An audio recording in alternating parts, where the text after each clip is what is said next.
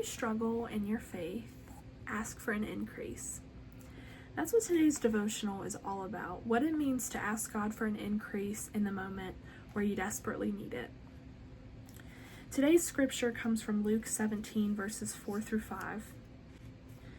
No matter how many times in one day your brother sins against you and says, "I'm sorry, I am changing, forgive me," you need to forgive him each and every time.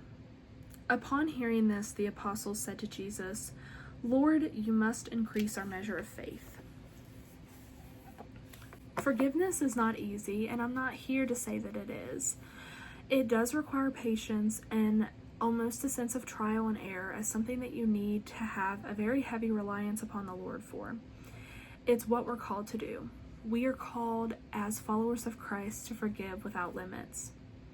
And I'm reminded in the scriptures that there is not a max out limit for forgiveness. We need to remember that. As we forgive others is how we will be forgiven on our day of judgment. As we dish to others is what will be given to us. When the disciples hear Jesus explaining about this outpouring of forgiveness, they knew that it was going to take great faith in order to do that, in order to do what he was saying. And they asked God to increase their measure of faith in order to be able to obey and do what Jesus was asking them to do. We get the opportunity to do the same thing. We have the choice and the ability to ask for an increase of faith. And this is something that is necessary. And maybe you have a plethora of reasons of why you might do this, but we'll just give you a couple more general examples. Maybe you need to ask for an increase of faith to be able to have strength to face whatever it is that you're facing today. Perhaps you need faith, a little more faith for wisdom to take the next step. An increase of faith for grace to let the offense go. More faith to have courage to stand for God's truth. Ask the Lord to increase your faith. Today I've got 2 reflection questions / kind of challenges for you. The first one is huge, and that's, who do you need to forgive?